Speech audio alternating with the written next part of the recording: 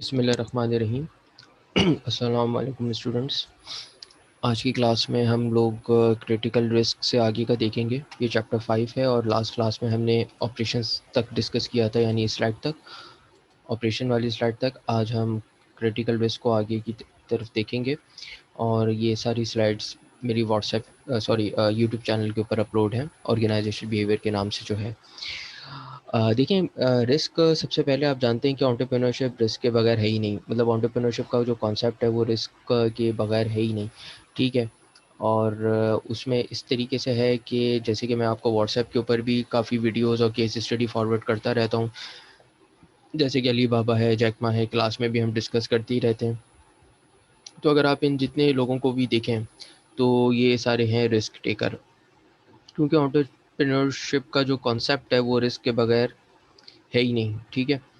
तो यहाँ पे सूरत-ए-हाल इस तरीके से है कि क्रिटिकल रिस्क कौन कौन से होते हैं वो हमने इसमें देखना है। और मैं ये बात यहाँ ज़रूर कहना चाहूँगा कि अब आइंदा आने वाला जो दौर है वो एसएमईज़ का है, small to medium enterprises, SME, ठीक है। ये क्या होती हैं? ये एक small to medium business company कह लो, एंटरप्राइजेस कह लो, जो समझने के लिए तुम समझ रहे हो वो हैं कि छोटे एक एवरेज लेवल की बिज़नेस होते हैं, जो कि बंदा अपने पैसों से भी शुरू करता है और लोन लेके भी करता है। मेरी बात मानो तो ज़िंदगी में कभी भी अपने पैसों से कोई भी बिज़नेस मत करना।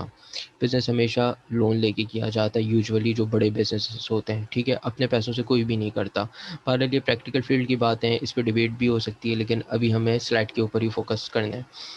अब इसके अंदर जो बात है वो ये है कि आइंदा आने वाला जो दौर है वो है एंटरप्रेन्योर्स का, या एसएमईज़। एसएमई किस में आते हैं? एंटरप्रेन्योर ही ज़ाहिर बात है कि एसएमई को स्टार्ट करता है, small to medium business enterprises, small to medium enterprises.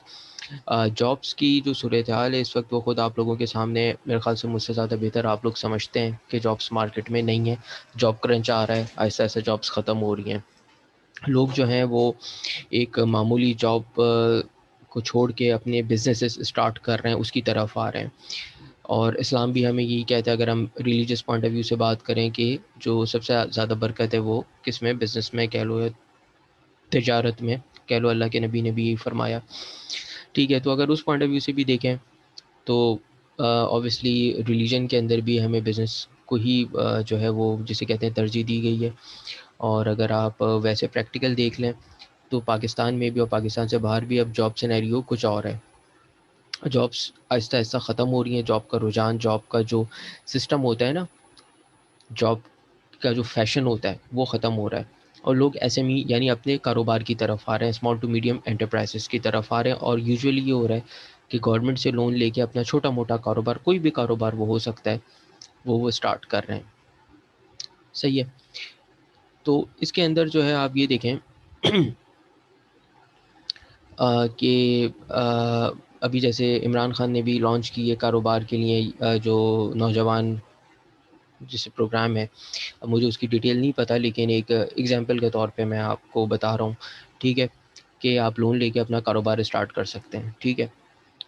तो अगेन वही बात कि जॉब क्रंच, जॉब सिनेरियो, ये सारी बातें मद्देनज़र रखते हुए अब आइंदा आने वाला जो दौर है वो एसएमईज़ का या एंटरप्रेन्योर्स का है। क्योंकि जॉब क्रंच आ रहा है, जॉब का फ़ैशन आहिस्ता-आहिस्ता ख़त्म हो रहा है, मार्केट से वाइप आउट हो रहा है, बहुत कम रह जाएँगी जॉब्स, ठीक है, सही है। और लोग ज़्यादातर अब एसएमईज़ की तरफ आ रहे हैं।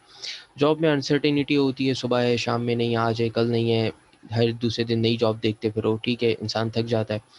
बिज़नेस एक बार मेहनत उसमें एक बार होती है बिज़नेस के अंदर, आपने एक बार सेट कर लिया बिज़नेस, बस अब वो आपको पे बैक करता रहेगा लॉन्ग टर्म में, ना सिर्फ आपको बल्कि आपकी आइंदा आने वाली नस्लों को भी। बेशुमार मिसालें हैं जो कि 40-40 साल से मिठाइयों की दुकानें हैं, मैं मिसाल नहीं दे रहा, किसी का नाम नहीं ले रहा, मुझसे ज़्यादा बेहतर आप लोग जानते हैं, ठीक है। वो बस एक बार उनको सेट करना है, सिर्फ रमज़ान का जो प्रॉफ़िट है वो आपकी पूरे साल की सैलरी से ज़्यादा है। पूरे साल की तनख्वाह से आपकी ज़्यादा सिर्फ रमज़ान 1 महीने का जो उनका प्रॉफ़िट है। अब मेरी बात समझ रहे हैं? तो जितना आप यहाँ सुबह से शाम तक मगज़मारी करके, सर का दर्द करके, एक जनरल बात कर रहा हूँ, मैं बिल्कुल खुले और डायरेक्ट वर्ड्स में इसलिए बात कर रहा हूँ कि समझ में आए आपको, ठीक है? और इसके पीछे कोई रीज़न नहीं है, ठीक है? तो वो बंदा जो है वो बिज़नेस का क्या करता है कि उससे कमा लेता है, सिर्फ 1 महीने या 2 महीने की अब उसकी सेल होती है, ठीक है। और ख़ुद वो बिग बॉस होता है अपने बिज़नेस में, भाई वो बॉस है, ठीक है, मर्ज़ी जब चाहे आए जब चाहे जाए, उसको कौन कह सकता है। तो सबसे पहले तो चैप्टर 5 जब तुम पढ़ रहे हो तो जॉब और बिज़नेस का थोड़ा सा जो फ़र्क है और जो इनकी सिग्निफिकेंस है वो क्लियर होनी चाहिए इस पॉइंट पे, ताकि एटलीस्ट इस सेमेस्टर में इस स्टेज पे तुम्हें पता हो कि तुमने जाना किस तरफ है, तुम्हारी डायरेक्शन किस तरफ है। क्योंकि बेटा अगर अभी भी डायरेक्शन क्लियर नहीं होगी तो फिर बेकार है। सही है। तो अब आते हैं स्लाइड की तरफ कि क्रिटिकल रिस्क क्या है। देखें, identify potential problems that could significantly affect the new company. Again वही बात कि न्यू कंपनी है, जैसे मैंने बताया SME, small to medium enterprise, बार बार कह रहा हूँ, ठीक है, कि एसएमई जो है स्मॉल टू मीडियम एंटरप्राइज हैं, और इसमें आपने पोटेंशियल प्रॉब्लम्स को हाईलाइट करना है कि यार ये पोटेंशियल प्रॉब्लम्स या ऑब्स्टिकल्स या हर्डल्स आ सकते हैं, ठीक है, मेरे रिस्क में। Let potential investors know upfront that there are risk associated with the venture. Venture के कहते हैं बिजनेस को। मैंने वाइवा के अंदर भी ये सवाल किया, वेंचर लोगों ने, किसी ने रिस्क टेकिंग कह दिया, किसी ने कुछ कह दिया। एक बिजनेस को, एक एम्पायर को, एक बिजनेस को, एक सेटअप को वेंचर कहते हैं, ठीक है। और ये बात मैं अपनी रिकॉर्डेड लेक्चर्स के अंदर भी कई मरतबा बता चुका हूँ कि वेंचर का मतलब क्या है। और ये क्वेश्चन जब मैंने वाइवा में किया है तो लोगों ने इसका गलत जवाब दिया है, ठीक है। तो जो भी पोटेंशियल इन्वेस्टर है, आप उसको बताओगे कि भाई कि हमारे बिजनेस में ऐसी क्या बात है कि आप आके हमें इन्वेस्ट करें, ठीक है। अब देखो, क्रिटिकल रिस्क जो होते हैं वो एक्सटर्नल और इंटरनल दो में डिवाइड होते हैं। अगर तुम इंटरनल की बात करो तो लॉस ऑफ की एम्प्लॉयज़, यानी कि आपने अपने की एम्प्लॉयज़ का लॉस कर दिया है। इन एडवोकेट वर्किंग कैपिटल, ये कैपिटल का भी मैंने पूछा काफ़ी लोगों से वाइवा में, इसका जवाब भी मुझे सही नहीं मिला। कैपिटल होता है सरमाया। सरमाए में 4 चीज़ें होती हैं, लैंड, लेबर, मशीनरी और मनी, यानी पैसा। कैपिटल सरमाया, हर वो बंदा जो कैपिटल इन्वेस्ट करता है वो शेयर होल्डर बन जाता है, यानी उसके शेयर्स होते हैं, मालकाना हुकूक जिसे कहते हैं। और हर वो बंदा जिसका कोई भी डायरेक्ट या इनडायरेक्ट इंटरेस्ट होता है वो स्टेक होल्डर होता है, चाहे वो कस्टमर भी हो सकता है, एम्प्लॉय भी हो सकता है, सिक्योरिटी गार्ड भी हो सकता है, कंज्यूमर वगैरह, सब ये स्टेक होल्डर है। लेकिन शेयर होल्डर वो हैं जिसके पास मालकाना हुकूक है, यानी जिसने कुछ इन्वेस्टमेंट की कैपिटल। कैपिटल सरमाया या तो ज़मीन की सूरत में, या मशीनरी की सूरत में, या मनी पैसे की सूरत में, लैंड, लेबर, मशीनरी, मनी, ये 4 मैंने आपको चीज़ें बताई। इकोनॉमिक्स की कोई सी भी बुक उठा लो, कैपिटल की बड़ी सिंपल डेफिनेशन है जिसमें ये 4 चीज़ें बताई गई हैं, और यही क्वेश्चन मैंने आपसे वाइवा में भी किया था, ठीक है। एनीवेज आगे चलते हैं। अनप्रोडक्टिव आर&डी, यानी उसका R&D, research and development productive नहीं है। Breakdown in plant and equipment, हर वक्त ब्रेक डाउन होते रहते हैं प्लांट और इक्विपमेंट में। बॉटल नेक्स इन डिस्ट्रीब्यूशन चैनल, बॉटल नेक यानी डेडलॉक है डिस्ट्रीब्यूशन चैनल में, जो सप्लाई चेन है वो इतनी वो नहीं है।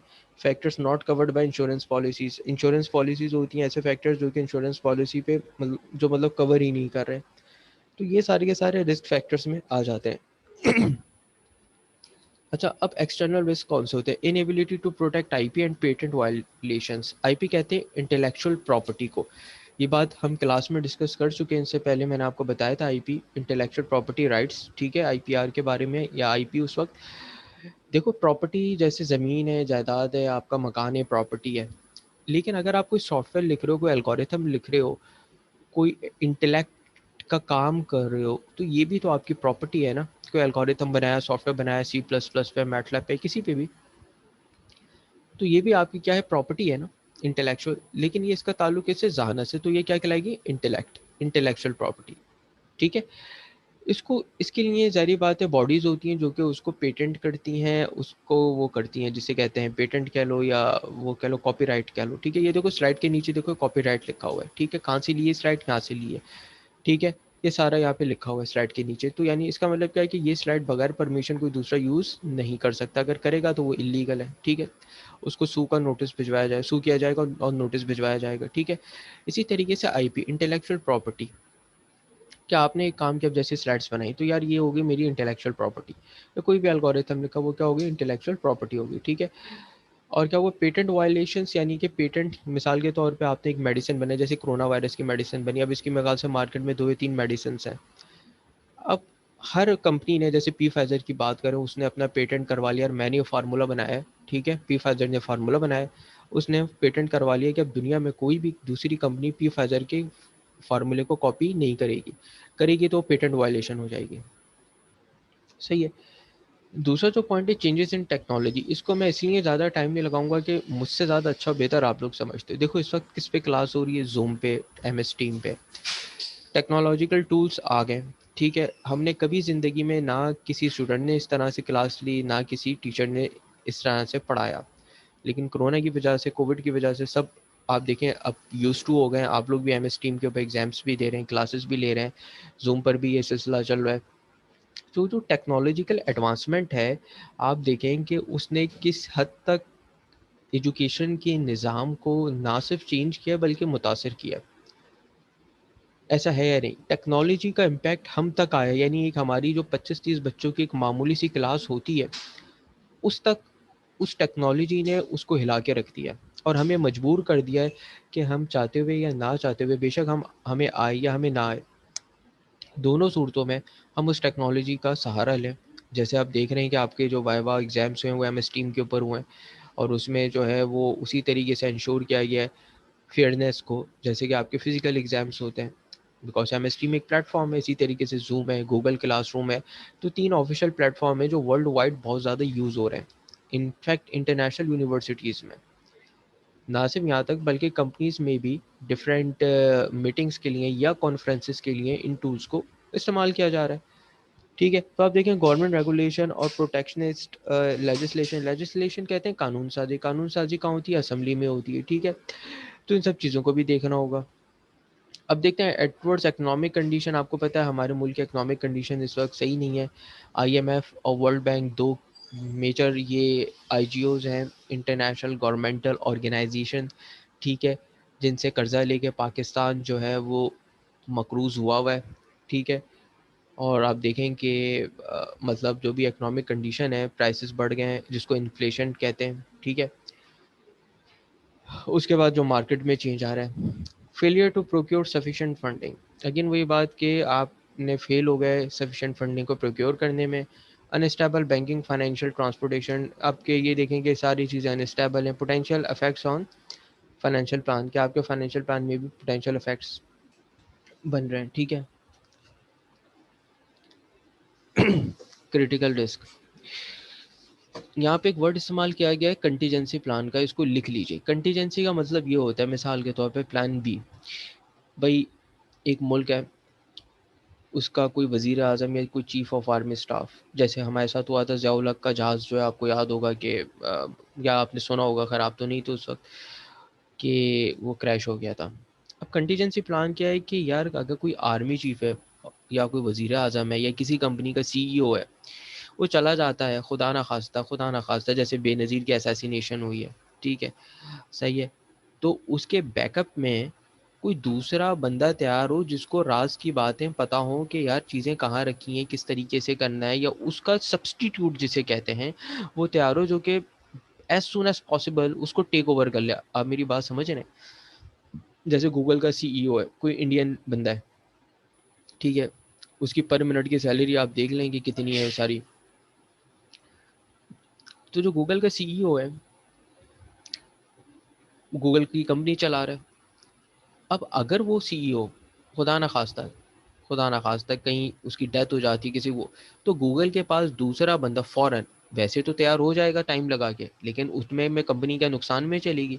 तो आपका कोई प्लान ही नहीं है। तो कंटीजेंसी प्लान्स क्या है कि अगर ये हो जाए तो ये कहना प्रोबेबिलिटीज़ को डिस्कस करता है कि अच्छा ये हो जाए तो ये होना चाहिए, ये हो जाए तो ये होना चाहिए, अगर ये मर गया तो इसका सब्स्टिट्यूट है, अगर ये नहीं हुआ, इसने नहीं किया तो मैंने यहाँ जाने, that is known as contingency plan.